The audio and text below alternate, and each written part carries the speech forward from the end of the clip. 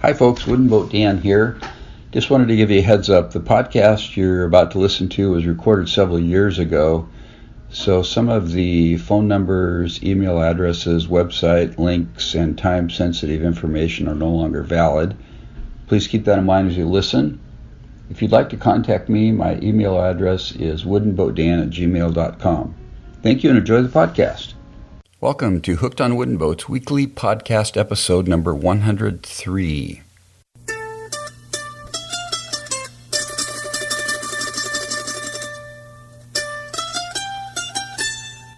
I'm your host, Dan Matson, aka Wooden Boat Dan. If you can't do it, well, there might be a couple people that can. And this is the world's first podcast fully dedicated to celebrating the art, craft, history, tradition, and romance of wooden vessels around the world. And boy, did we celebrate the last 3 days in Port Townsend, Washington. Wow. So I took last week off, as you know, the first time since I started the podcast, September 22nd, 2011. That's the first time I didn't publish an episode on a Thursday, because I had so much to do last week to get ready for the festival. Had an absolute blast there. I don't know how you could have more fun in 3 days than I did. Maybe somebody there did, but it's unlikely, really, folks. I mean, anyway, I'll talk about that in a minute. Today's featured segment is actually 3 short interviews, about 10 minutes each, with folks from the festival, kind of some highlights and things that I enjoyed, some folks I spoke to and had a great time with, so stay tuned for that.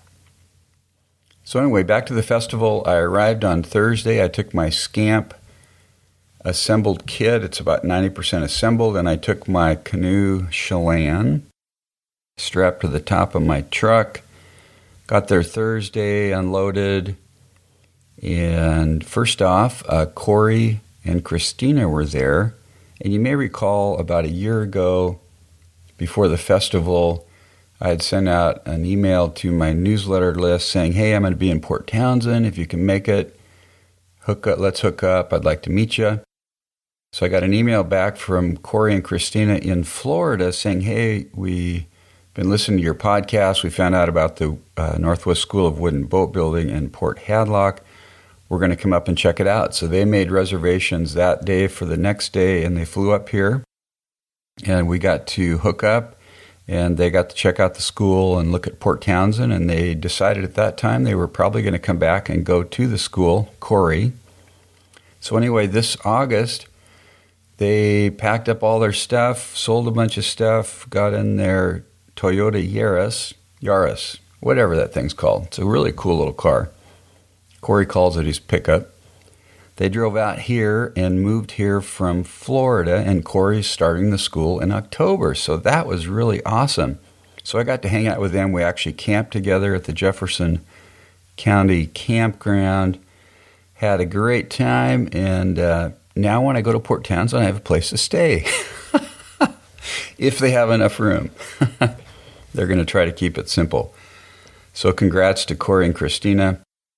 And actually, one of the interviews I'm going to play is going to be with them. I also took 467 pictures.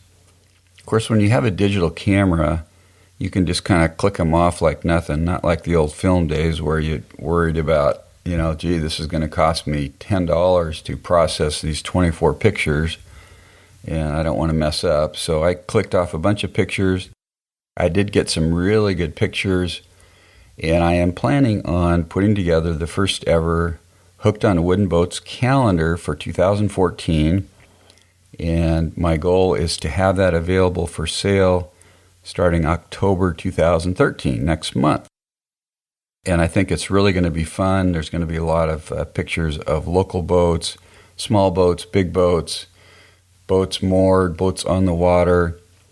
So it's going to be really awesome.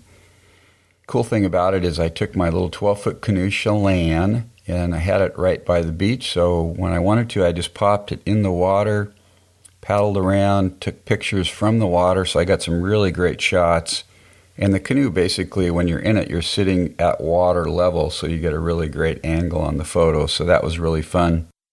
I was paddling around the harbor one day, taking photos, and had two different people come out and say, "Hey, are you Wooden Boat Dan? We've been listening to your podcast." And that was really fun. And actually, that was John and Val Teeters and John and Roxie Caples. And I got to visit with them on both of their boats, and I'm going to play those interviews today. So it was really a great time. I got to meet people that I've emailed with but never met in person. Tom Jackson from Wooden Boat Magazine, I got to meet him, and Matt Murphy, we got to meet in person. Got to talk to them some. That was really fun. Lots of other people. And I did teach 2 classes called Build Your First Wooden Boat based upon my ebook, and those went really good. I had the room packed out and standing room only, and I got great feedback, so that was really exciting also. So anyway, it came Sunday night, the festival closed at 5, and I didn't really want to come home. I mean, I wanted to come home, but I was having so much fun there. But basically, the fun was over as far as the festival goes. So I packed up my stuff reluctantly, got on the ferry and did the responsible thing, and came back to Arlington, Washington, to everything here, which is great. So anyway, if you haven't been to the festival, you got to go next year. It's the weekend after Labor Day every year in Port Townsend, Washington. I also got to meet Chuck and Sandra from Duckworks Boat Builders Supply, which was really cool.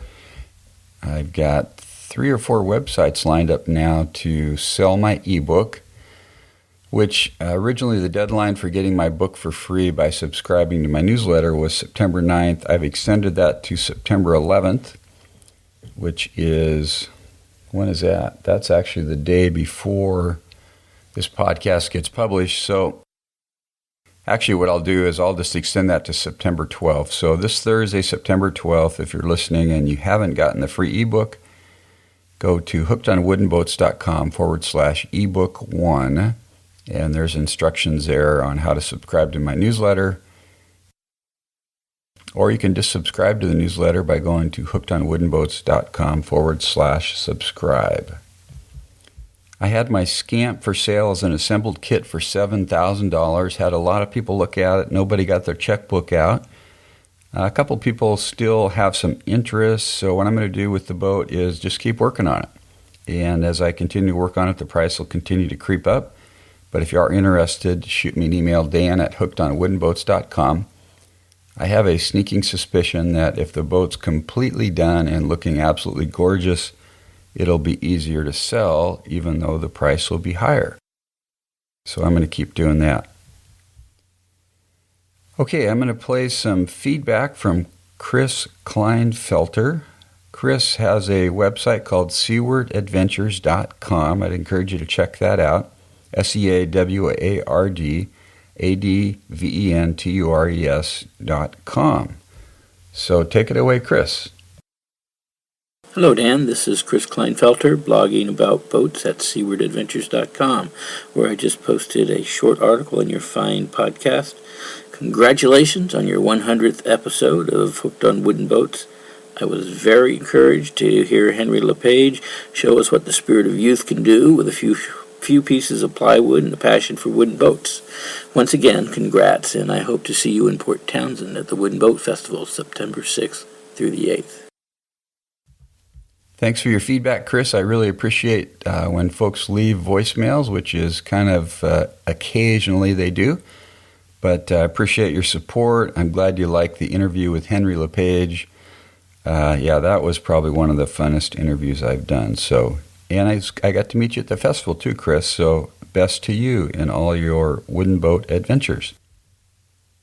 Okay, we're going to move on to these 3 short interviews. The first interview we're going to play is with Korey and Christina from Florida.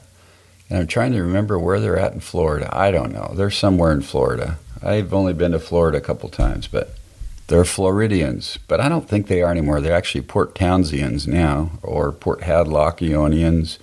however you say that. So let's roll this short interview with Korey and Christina.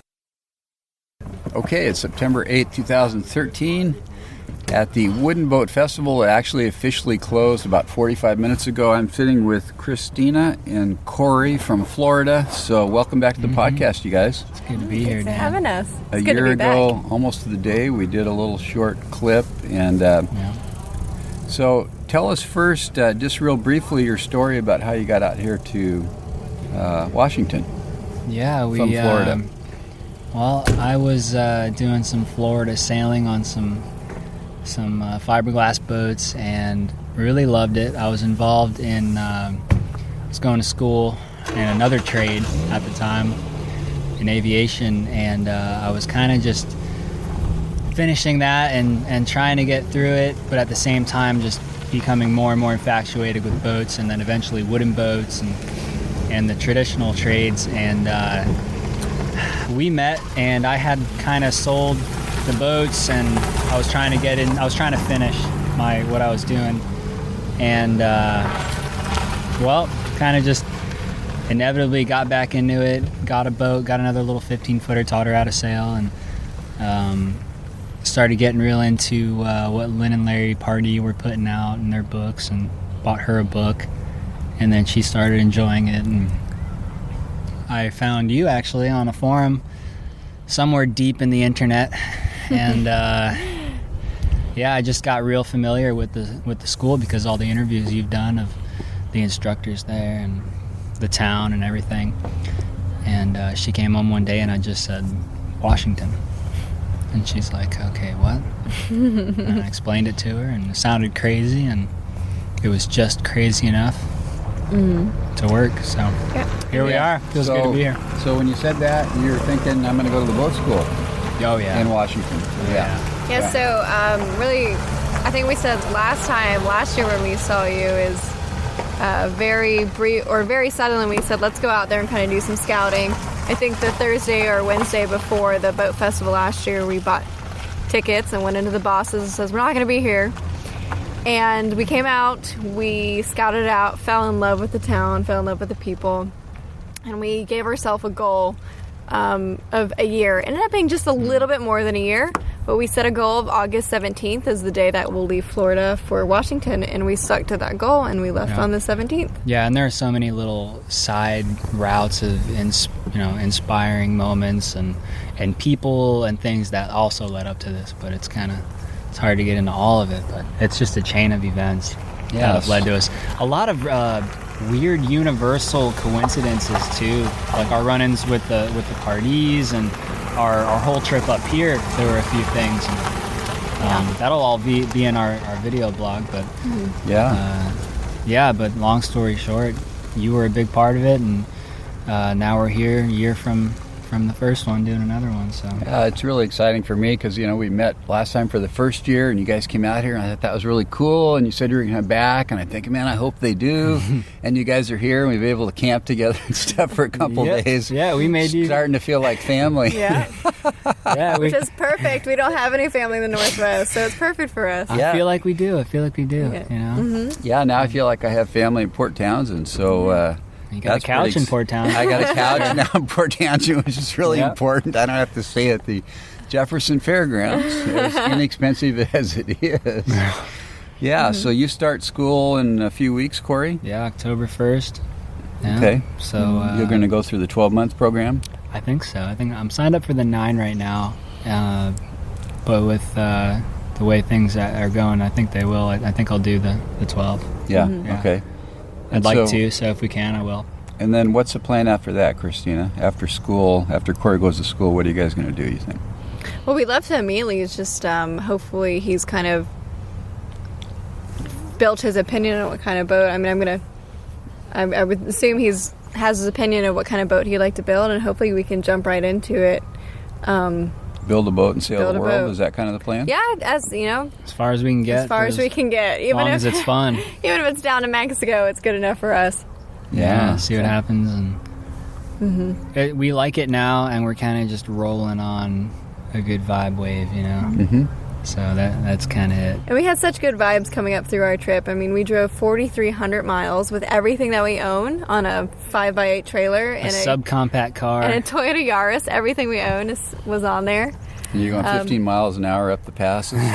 Literally 15 miles an hour. Yeah, it's a stick. That sounds brutal. Yeah, and hey, we got it done, and people were laughing at us, but the people who got stuck behind us got great gas mileage, so I saw it wasn't too bad. Bumper on your trailer. You wrote on there something like, do not come close on hills or... Oh, yeah. You should get a picture of that, yeah.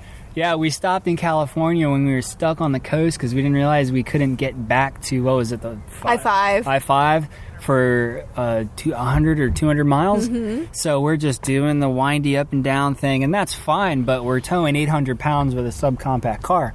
So, you're talking 10, 20 miles an hour up each hill. And we got out at a stop and rode on the back of my little wooden tailgate on our trailer. It's a Yaris, just go around. Yeah, it also said keep distance on hills. Oh yeah, the first thing. Right, that's what I saw. Keep distance on hills, because people were coming right up to me in San Francisco. People were parking right behind me on a really steep grade, and it's a stick, so I'm sitting there, holding the e-brake as hard as I can, and go, when the light turns and. Yeah, it was fun. We added it was interesting. We added some more to the tailgate after the hills thing. We added it's a Yaris go around, and also Port Townsend or bust. I saw that too. Very cool. And then we had a very dirty back windshield. I'm sure it's on there, and I wrote Port Townsend in there as well. Nice. Yeah. So how about highlights from the festival this year? You guys are here for pretty much all 3 days. What did you enjoy the most? We went and saw Carol Haasie's talk on that was great. Her talk in her on sail loft sails about sails that was and amazing. From how to tell what sail rig a boat has all the way to how the intricate little things she does to make strong cruising sails. It makes you want to get passionate about sails because she knows so much about it. And also seeing Casey Cronkite, we met her last year and we really like Casey. Had the opportunity to sit on her boat packs for about 2 hours and really talk to her, and we've kind of kept in contact through Facebook then and there, and we were walking down the dock and she saw us and remembered us, and we went and talked to her, so that was great. That was a good highlight to see. Yeah, that was really good. That was one of the things that was good about the last trip. Just the warm people. But yeah, her everybody's really cool. Just the people we camped next to, they were great, man. Yeah. Got to get out in your boat, so got out on the water for the first time. That was fun to get out on the water in a wood boat. Yeah. And be on the water. Canoe. That was cool. That was cool. Just all we know of Port Townsend is the Wooden Boat Festival. So we're hoping we're still gonna like it. Yeah, your real on life Monday. starts Come tomorrow. Monday. Exactly. Mondays kind of all dies down, and we're gonna be like, oh, it's not the festival anymore. Guys got a place to stay, which is kind of cool. Yeah. We did get a place to stay, so I called it moving up. So we camped all the way across the country mostly, and we were camping in Port Townsend, and we were in the laundromat, and about 15 phone calls later about leaving messages of places to live, we had this gentleman come up to us. He owns, I believe it's called Rain Shadow Woodworks in Port Townsend, and he does some carpentry work. And he actually offers a little camper to stay in on his property, and has just been super cool and super laid back, and just gave us a place. He heard the frustration in her voice on the phone, and I guess small, simple living housing is scarce. Yeah. Right now, I got to visit your new place last night. You did? Yeah. It's homey enough. Right? Yeah, you gotta admit, really nice. we did it up pretty good there. We definitely have to make some sacrifices if building the boat is a path we want to take. Yeah, so right. We might as well do it now and not spoil ourselves with somewhere. I might build a smaller one. Yeah, really. Yeah, I might put a little. He has to get me used to the smallest cabin possible. I gotta make her live in something smaller than the boat I'm gonna build. That's true. That's true. Because That's then she'll be like living in a palace. Yeah, right. But no, it's good. It's good. That was another. Everything here seems to be best done by word of mouth and just personal run-ins with people. Yeah. Yeah, really cool. Yeah. Well, I'm really happy for you guys, and I'm looking forward to coming back and seeing you soon, and I wish you the best here. Yeah, thanks, Dan. Thanks, Dan, and good luck to the podcast, and I know you're You had a really good time with it this year, so that was cool to see. Yeah, very cool. All right, thanks you guys. Yep, thank you. Thank you. Thanks, Korey and Christina. It was great to see you guys. I feel like family now, and next time I'm in PT, I got family to see, which is really fun. So, best to you guys. And we're going to play an interview now with John and Roxie Caples from Olympia, Washington, that have a gorgeous 42-foot Grand Banks wooden boat. So, take it away, John and Roxie. So it's September 8th, 2013. I'm sitting with John and Roxie Caples on a beautiful 42-foot Grand Banks boat, Xanadu. Is that right? That's the correct name? Yeah. So welcome to the podcast today. Thank you. Thank you. Thought it'd be fun to do a few short clips with people here at the festival, and for people listening, give you a little background here. I was out paddling in my canoe a couple days through the harbor here. Had my T-shirt on that says "Hooked on Wooden Boats," and John came out and said hi, and I said, "I like your podcast, and come visit sometime." So, a couple days later, now I'm sitting on their boat. So tell me about your boat here, this beautiful Grand Banks. Give me a little description. It's a 42-foot trawler built in Hong Kong in 1971. It's kind of a classic tri-cabin style with a forward cabin and head and a main salon, and then an aft cabin and head with a fly bridge. It's got a single screw, a John Deere 6068, and travels normally around 7.5 to 8 knots, burning 2 gallons an hour. And we have a range of 1,500 to 2,000 miles with our large fuel tanks burning diesel. And we spend 3 or 4 months a year on it. How long have you owned the boat? Almost 13 years. Really? So, Roxie, what's your favorite part about this boat? The bridge. Oh, really? Because you can sit up there and just watch the whole world go by when it's sunny. But it's also nice. We're retired sail persons, as most Grand Banks owners are. It's amazing how many Grand Banks owners were sailors and finally decided that it was time to quit taking the cold saltwater showers and wringing out their mittens, and so they moved into a Grand Banks, which is totally comfortable, and I can stay in my jammies until 10 in the morning, and we can be halfway to our next anchorage.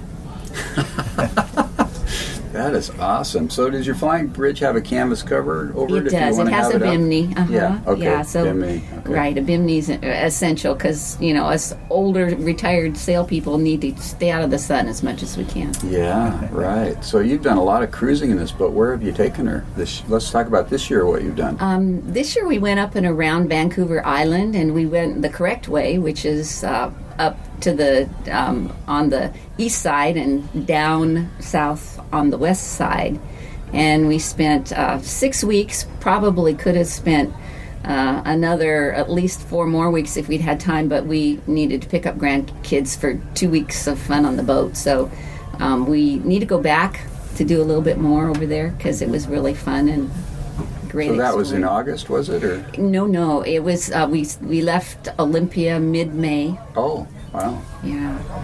So that time of year, do you get any small craft warning weather type stuff where you go ahead and go out, or you don't go out, or what do you do? How do you handle that? Well, yeah, you even get gale warnings out on the West Coast. It's not uncommon at all. Yeah. But you wait for, well, at least we do. We wait for a decent forecast.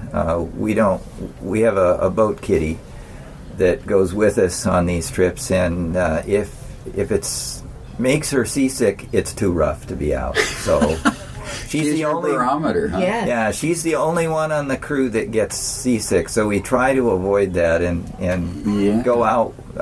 We can go out when there's small craft warnings, certainly, and we often do. But it depends on the wind direction and the complete forecast. And out there on the West Coast, it depends on the wave height forecast as well, and not just the wave heights, but the period between them. That's the key, because they can be 10-foot waves, and if they're 16 swells. Seconds between them, it's just like riding up on a little roller coaster and riding back down with no it's So fine. what height and what frequency would you probably not go out at? I'm just curious. Well, generally, if the wave height and the frequency are the same, or where the wave or the frequency is less than the wave height, you just don't want to go out. For example, I'd go out in 6-foot waves at 14 seconds. That'd be a nice day.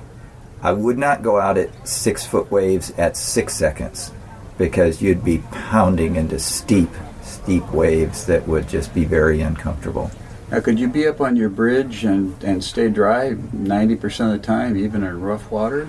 Yeah, there have been times when we've taken spray over the bridge. Yeah. It But happens. then you can come down into your cabin. Yeah, we mostly, yeah. if it's rough, we ride inside with the helm. For inside. safety reasons. The motion of the boat is much greater the up pitching there. is bigger up there, isn't it? And you're not, there's always a chance you could get thrown off. Yeah.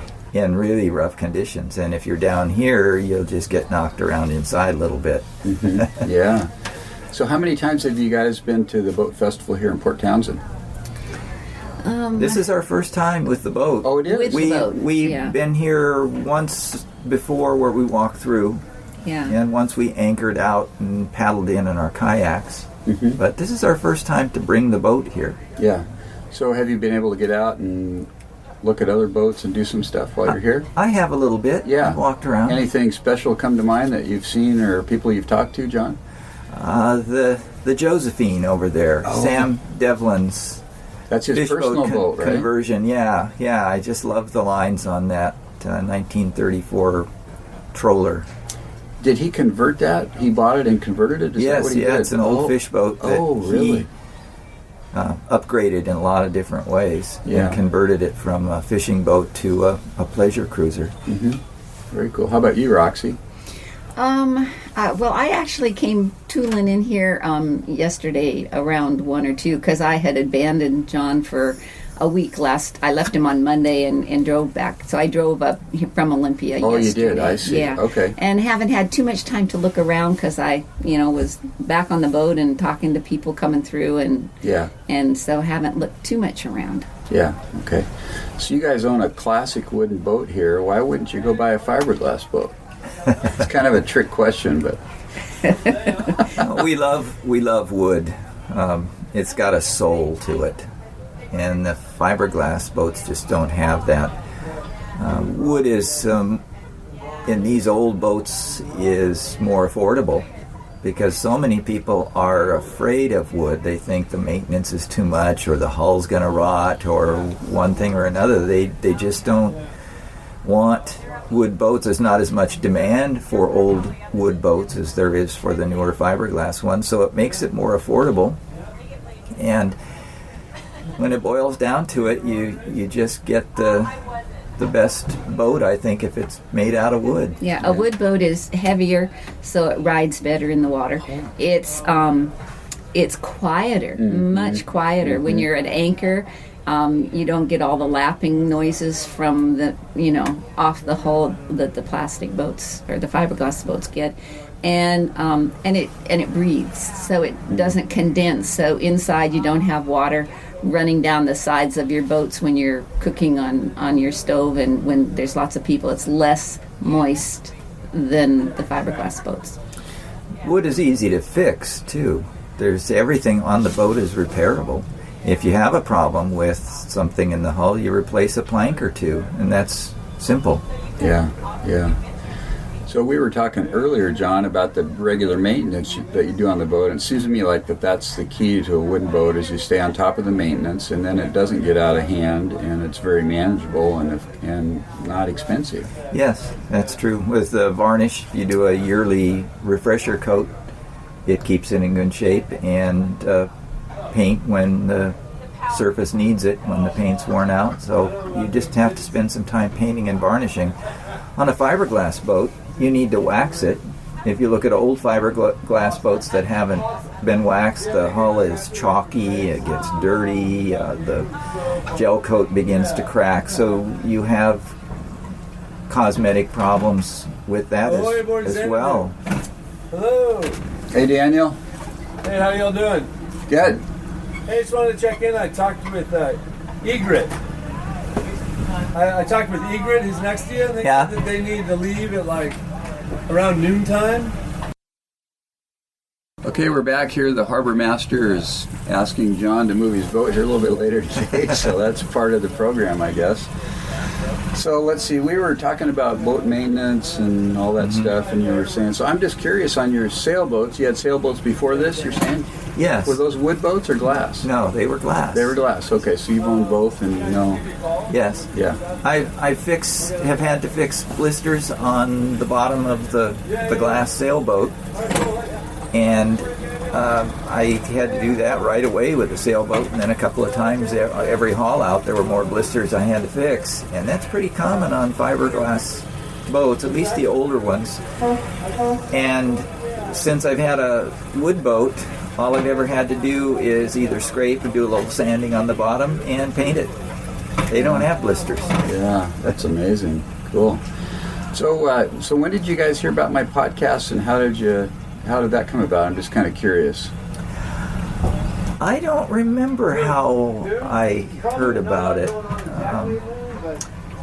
It's been. You just stumbled upon it somehow. I stumbled upon it somehow. Because you listened to podcasts. I listened to other podcasts, and maybe I did a search on wooden boats. That's probably it. I probably did a search wondering if there was anything out there on wooden boats, and yours probably is the only one that's going to pop up. Yeah, exactly. At least then. The only wooden boat podcast in the world. So, do you guys have any favorite interviews? I'm just curious on the podcast that you really liked. I think mine is my favorite is the one you did with was it named Brian Toss? Toss, yeah, the sailboat rigger. Yeah, for just what I learned about it, and he was just a really interesting person. Yeah, fascinating guy. Yeah, very good. Well, I appreciate you being on the podcast today. It's fun to sit down and see your boat and meet you in person. And anything else you'd like to add? Roxie, anything else? It's a beautiful day. If you didn't make it to the Wooden Boat Show in 2013, you should try and make it 2014. It's beautiful here. Okay, how about you, John? Yeah, it's a great time, and the people here are the best part of it. You come for the boats, but with the people passing through on your boat and the conversations you get into, it's the best part about it is meeting all the great people that are interested in wooden boats. Yeah, I think. Very good. Well, thanks for being on the podcast today. I appreciate it. Thank you. It's our pleasure. Okay. Thanks, John and Roxie. I appreciate meeting with you guys and talking shop. And John, I really appreciate your comment that you think I have a talent for doing interviews. Comments like that really do keep me going. I have a blast doing what I'm doing, and you guys have an absolutely gorgeous boat. You're obviously very meticulous about maintaining it, staying on top of that, which totally pays off on any boat, not just on a wooden boat. So have a great rest of the summer. I guess the summer is kind of over, but have a great fall, and I hope to hook up with you guys again soon.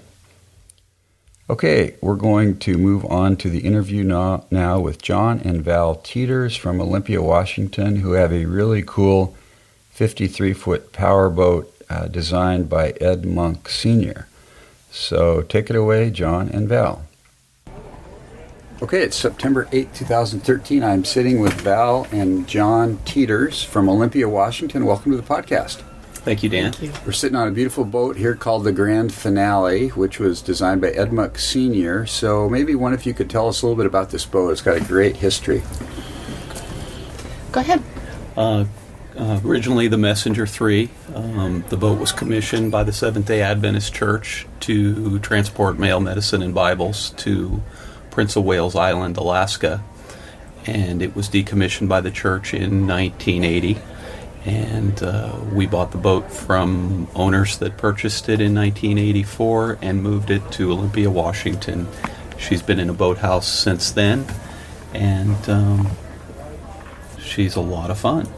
So originally she's got a big saloon in the aft section here that's probably 20 feet long or something, 20 by 15 or close, which used to have pews in it.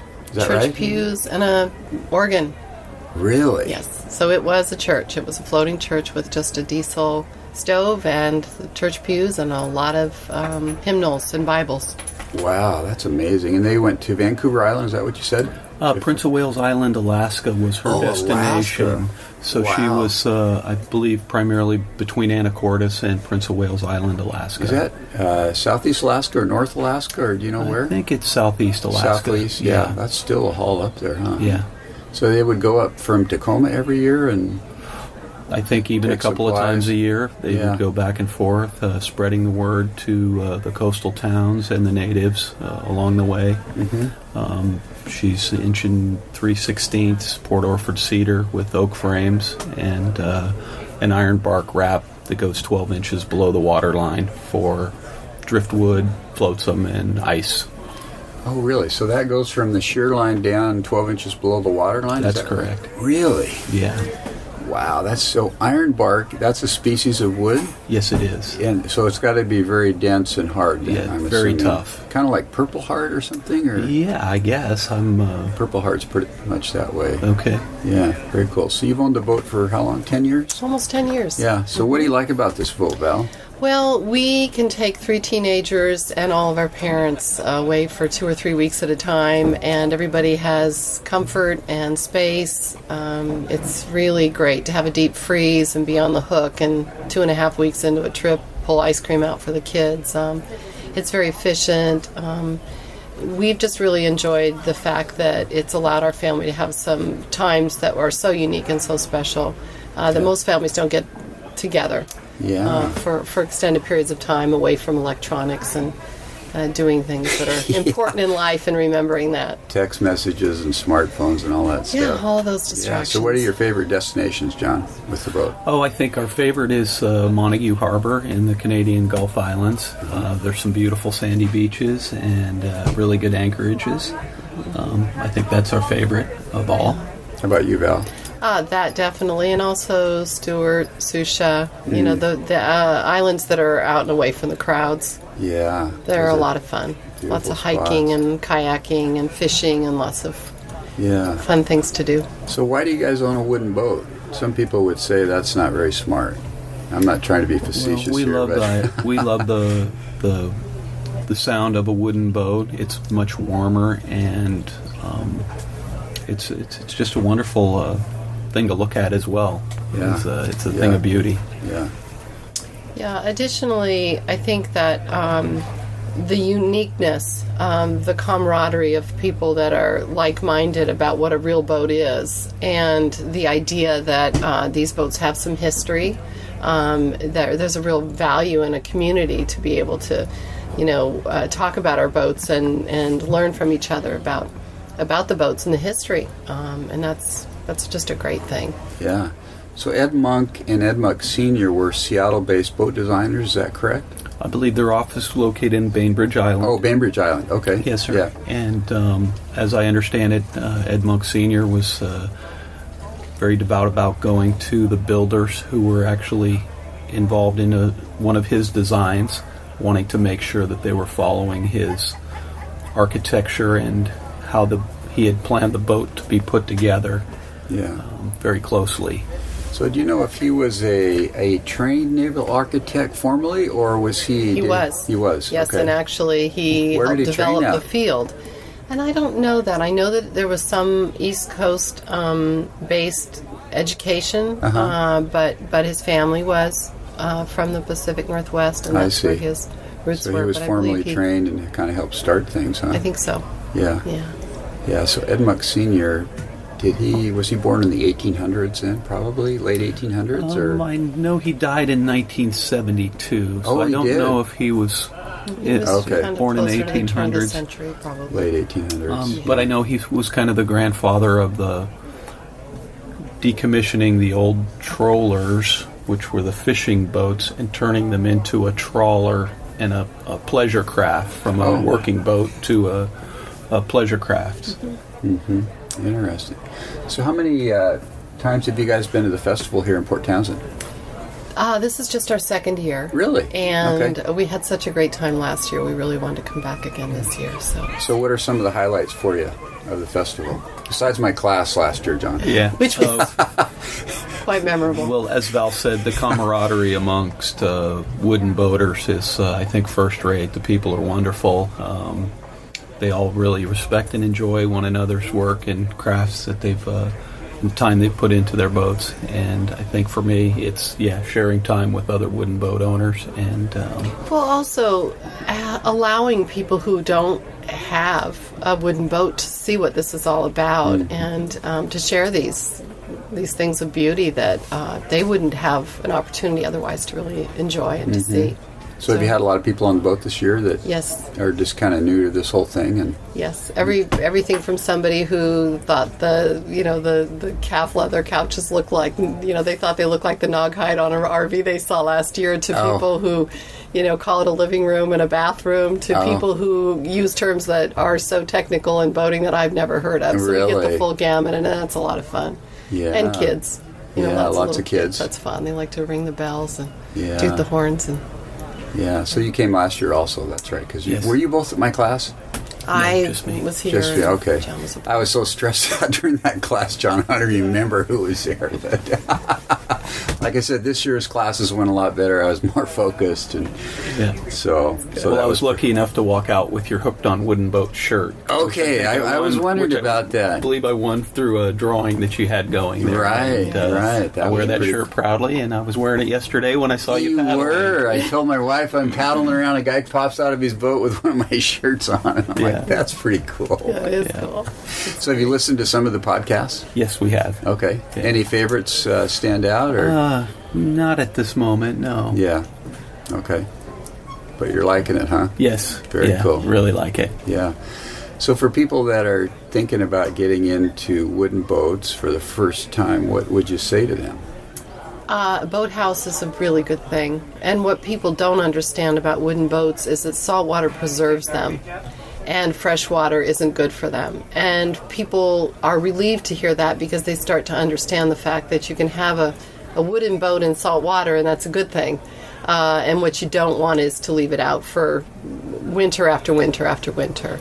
And so being that there's sort of a commitment to a boathouse with a wooden boat, if it's a power boat, it allows people to think about how easy boating can be in a maintenance aspect. And that's been a good thing.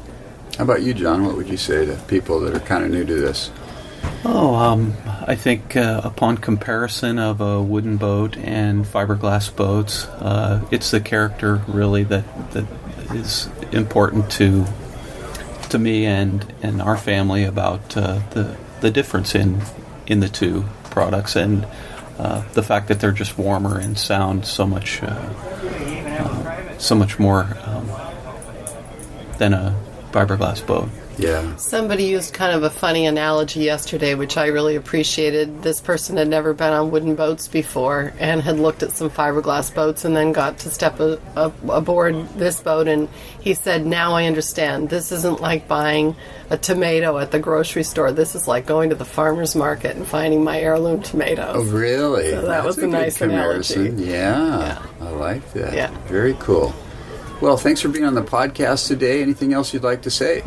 Thank you for your time, and thanks for keeping the passion and the history moving forward for the generations behind us. Thank you. Appreciate it. And salute you for keeping the wooden boats dream alive and educating many people through your podcasts on boat building, wooden boats, and just the joy of boating. Cool. Well, thank you very much, guys, for being on the show today. Thank you, Dan. Best of luck cruising back to Olympia later today. So thank you. Have a good trip. All right, Thank thanks. you.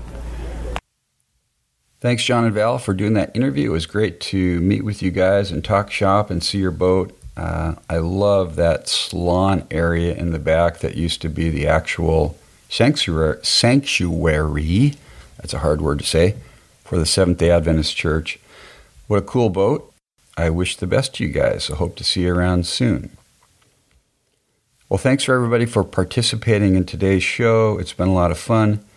If you'd like to connect with me, you can send me an email, dan@hookedonwoodenboats.com. You can subscribe to my free newsletter. If if you go to hookedonwoodenboats.com/subscribe. And if you do that by September 12th, you'll get my ebook for free, A Guide for Building Your First Wooden Boat. After the 12th, the book will be available to purchase for $4.99. You can leave comments on my website. You can also find me on Facebook, Twitter, Pinterest, and YouTube. Or you can leave a voice message for me directly from your computer or smartphone by clicking on a little tab to the right that says Send Voice Message. And if you'd like to support Hooked on Wooden Boats, there's some banners on my website for Amazon, Jamestown Distributors, West Marine. If you click on those and buy anything from those companies, I get paid a small commission. I really appreciate that. And if you like the podcast, please go to iTunes, find me in the podcast section, and leave a review. Okay, well, have a great week. It was a super fabulous week for me. Wooden boats rock, and the community is great. And it doesn't get any better than this, folks. If you haven't built a wooden boat or you don't have a wooden boat, it's high time you get in the game. And shoot me an email and let me know what you're up to. Thanks for tuning in today. Keep the bright side up and the barnacled side down. Wooden Boat Dan over and out. God bless.